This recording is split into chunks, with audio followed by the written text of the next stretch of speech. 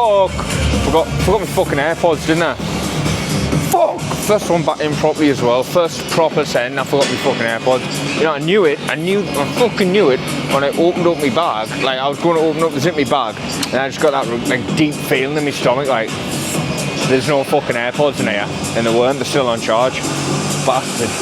Right, we'll do some warm-ups on here, and then we'll get into some incline pressing.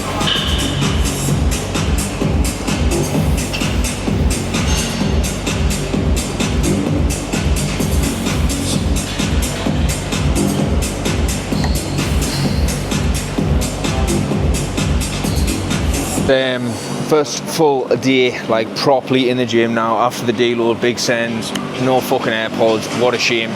But that's not going to stop us. This gym has decent tunes on. I'm going to send it, taking my own physique goals, a bit more serious again.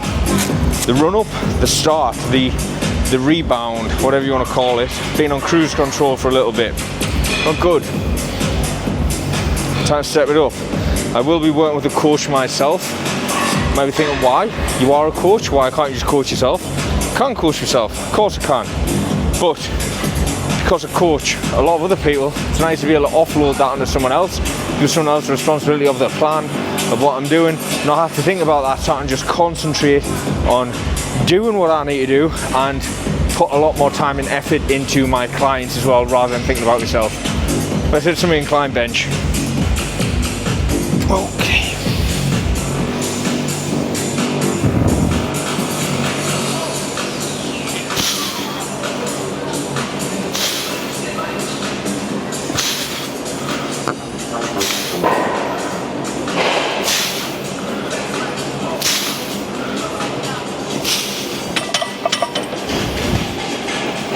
Now the funny thing is about this session, and any sessions like in this week essentially, is that all of the baselines are pretty much pointless. So I'm just going to push what I can, get what I can, track it obviously. And the reason they're pointless is because I'll be getting my new training split from my coach soonish. I'll be meeting him tomorrow, and we're going to check, he's got a gym, we're going to check his gym out, we're going to do a gym review on that and find the best gym in the UK as well. So that'll be out Sunday, I think this is Wednesday, it's coming out, this one.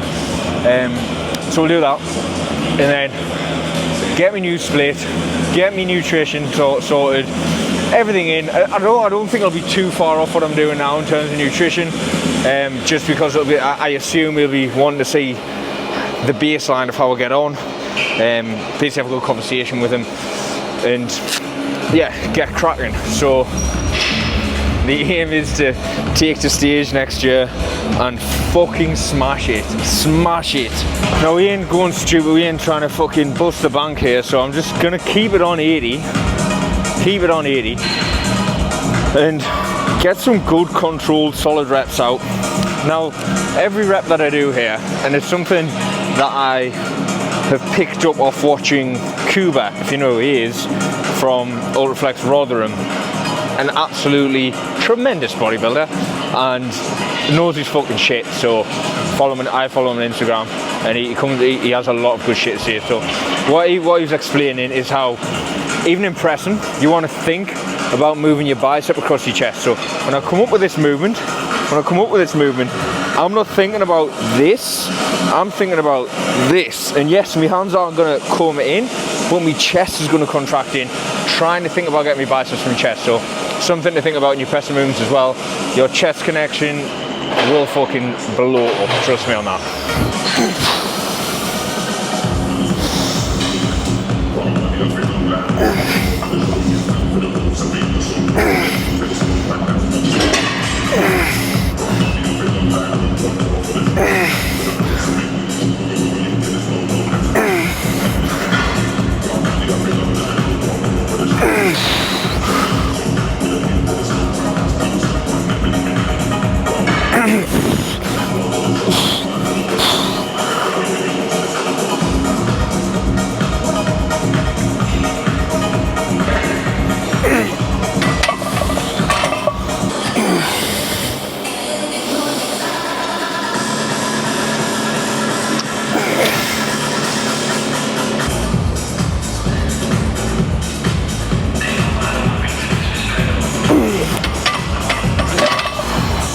new machine unlocked. You're gonna see a completely different world altogether soon.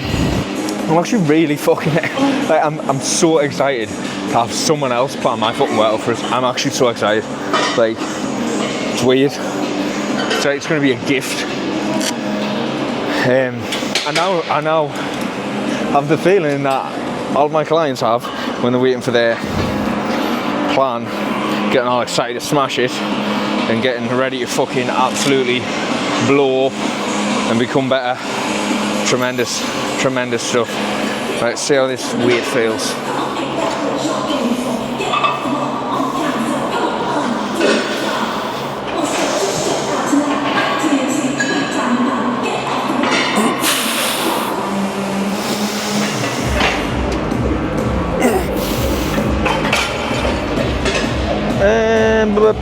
Yeah, we'll see it with that. Prime machine. This is the Prime chest press.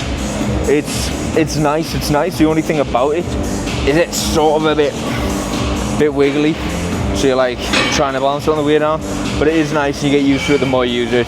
Like you balance it more the more you use it. I'm still first time I've ran this in ages, so I'm feeling that a bit right now. But I remember I ran it before and it got to the point where I wasn't really feeling that just because I was used to stabilising the machine. So yeah, think about when you first get on a machine, you first start running it or start running a movement, it might feel a little bit awkward, it might not feel the best at first, but the more you run it, the more mechanically you adapt to it, the more you understand the movement, the more you basically groove into it. So don't bow out of a movement on the first time if you're not feeling it. Try it, run it, adjust your form, try and get down right before you move on, otherwise you could be leaving a really good movement that's going to get you a lot of development on the table when it's there for the taking if you just give it a couple of weeks to learn your groove with it.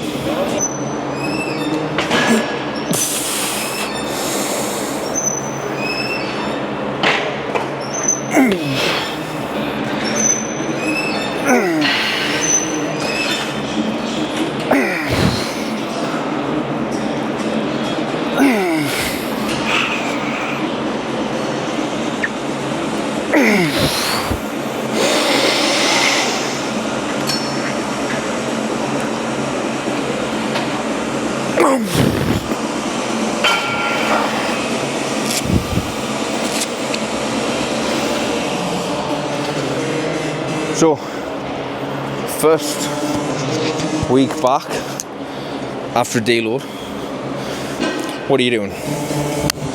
You going in full send, 100% to failure, everything? No, you're not. You're not doing that. As much as you attempted to because you're feeling fresh, you're not doing that. You wanna groove back in. So here I'm essentially like leaving those 50-50s on the table and going for them. So when you come off the back of a deload, don't be going in fucking thunder fucking everything, because you could send yourself back over, you know.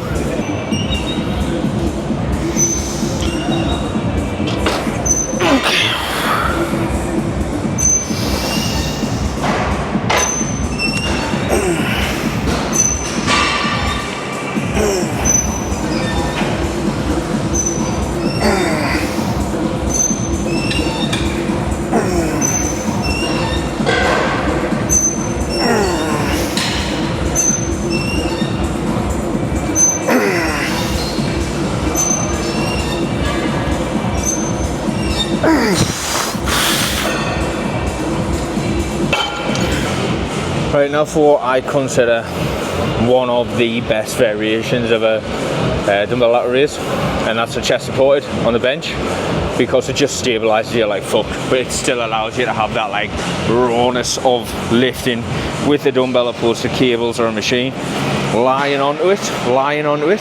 So one tip with this as well, to really help focus and feel that side delt, you grab the dumbbells, what I like to do is the wrist, just bring them in slightly, bring the wrist in slightly, and then feel like you're just dragging that out and across, painting to each side of the room. So you're not coming here, you're coming here. So you're out and across. So it just nails down the side delt. It just seems to help me when I curl the wrist in, stop this. It seems to be a bit harder to do that. So try it, if it works, brilliant. If not, then fuck you.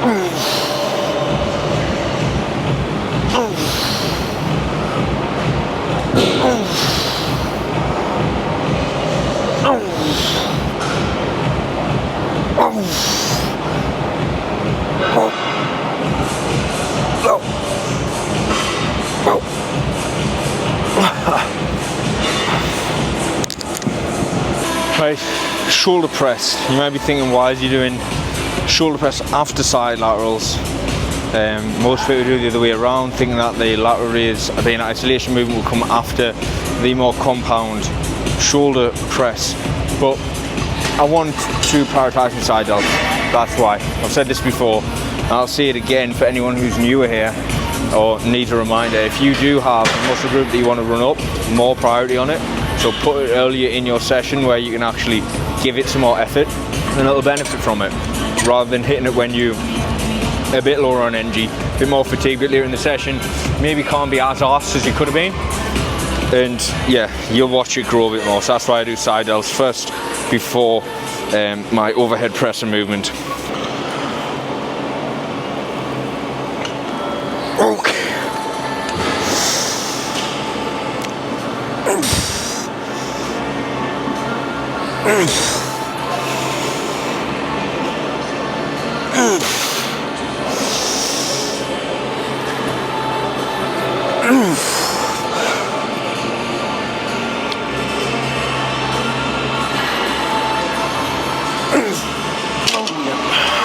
With it being September now, you should be thinking about planning some long-term goals, like you really should.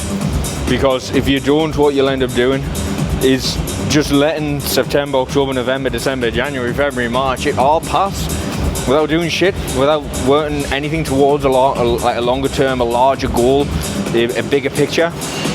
Get to next year, start booking some holidays. I know a lot of people like to be in shape for someone to go away, and whatever that goal is, you let these next 6 to 8 months pass like that, gone, you haven't done shit, and then you're back to panic mode again, trying to fucking sort out the mess that you've done in this period because you've just let yourself go. So please, if you take one thing away from this video today, set some long-term goals, set some phase-out plan to get there, set some markers throughout as well, like shorter-term goals, like what in the next 12 weeks, what in the next 24 weeks, what in the next 36, 48, like what, break the year down into 4 quarters, set goals for those 4 quarters.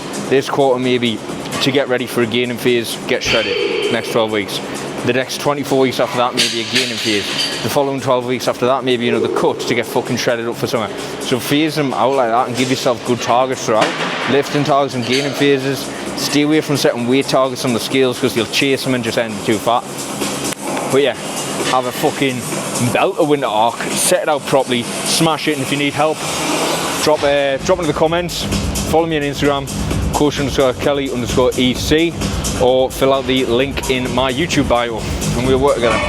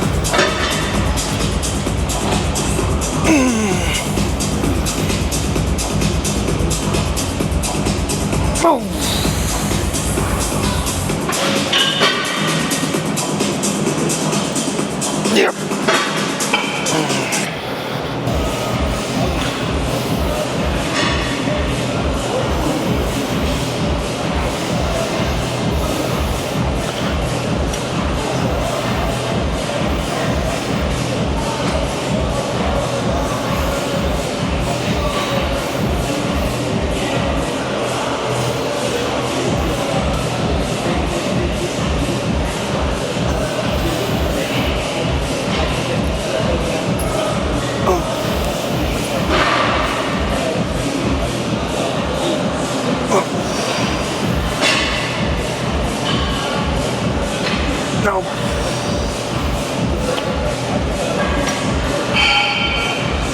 No.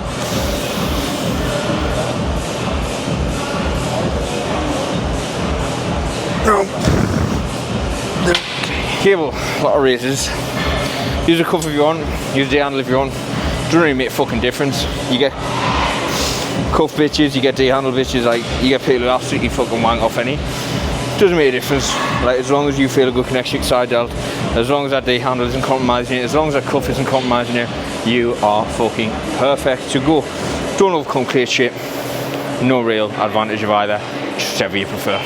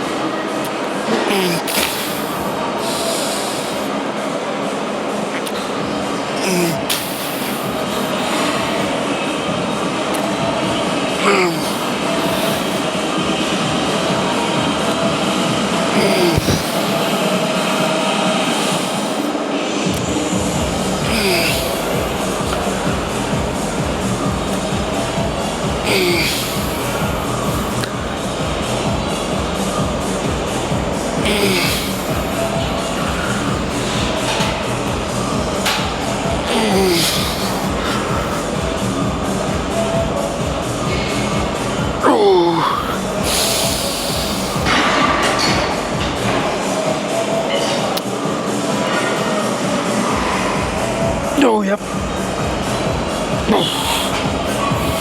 Well, that was bloody beautiful. Overhead tricep extensions with the straight bar. I have always used the Vulcan rope grip. That's it, the Vulcan rope grip. So we like split at the top, but fancy to change. Basically because the rope, if you're splitting out the top, you're adding in like that extra fucking arms, come on. That extra resistance here at the end, and actually I kind of want it most heavily loaded here. So changing that from a rope to a straight bar is actually going to be changing the resistance profile, because if you split at the top, pulling this way, that's actually going to like increase resistance at the end of the movement. I don't want that. I want it to be heavier at the stretch. So that was nice, very nice. So that, let's do that again.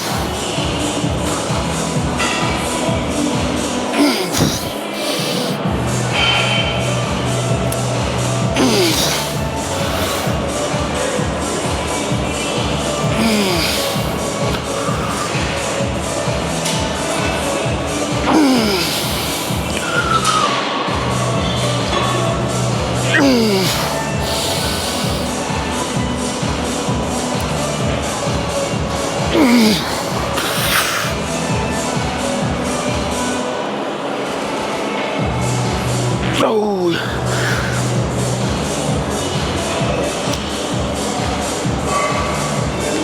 Yep. Right, so single arm movements like this. Cuff. So we're going to be doing like a single arm cable cuff kickback. Why am I doing singles when I could do like tricep push down, something like with a double?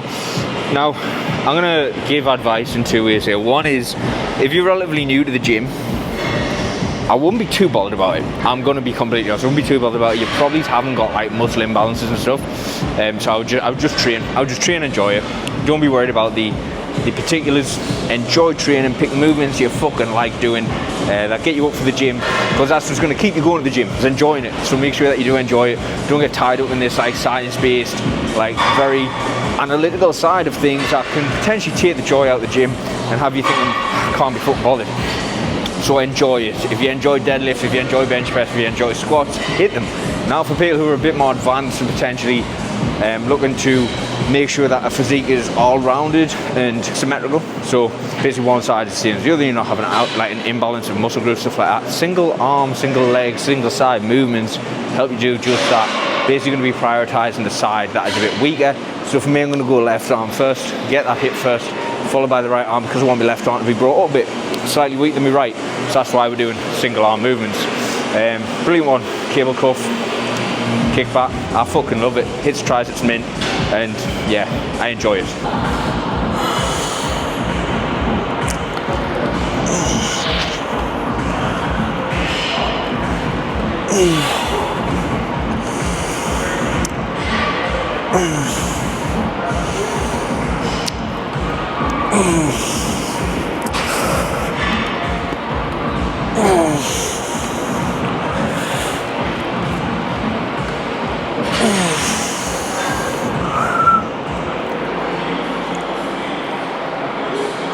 Oh yeah.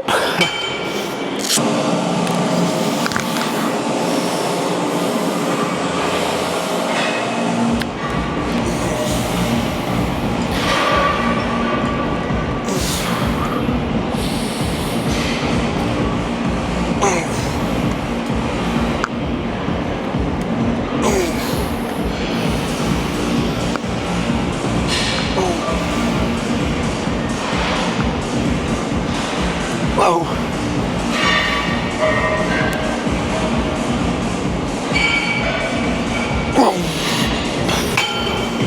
Hey boys, I'm feeling a bit pumped up. I'm not gonna lie, I'm feeling a bit jacked. Let's have a look, let's have a look. See if the looks to feel as well. Let's drop this down slightly. Let's have a look.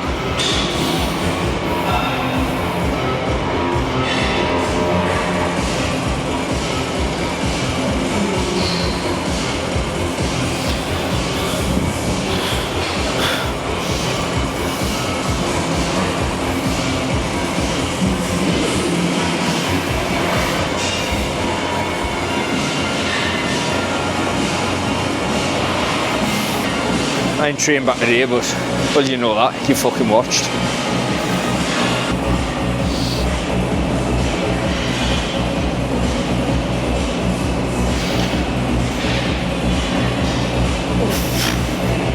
Beat them side delts, put them more, you know.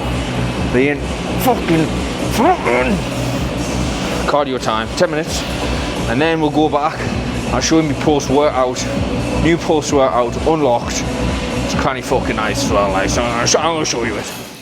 Right boys, we home, and we having this post-workout Scrannigan's. Check that out. In the bowl. I'll show you. Knockoff Rice Krispies, with knockoff the real deal 10x chocolate milk flavour protein. So after you work out, you want some quick digesting carbohydrates to help with recovery. Optimally, if you've got the carbohydrates there to do it.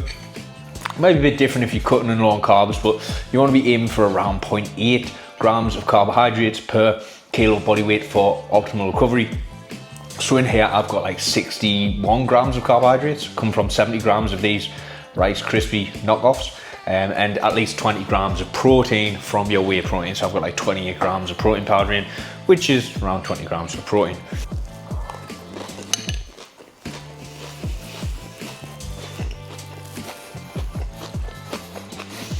And that fucking bangs. But if you have enjoyed this episode, like, subscribe, and follow the journey, because we're going back on stage next year. We're going hitting up in a bulk. We've got a new coach coming on board. We are fucking going to smash it. Coach Kelly, out.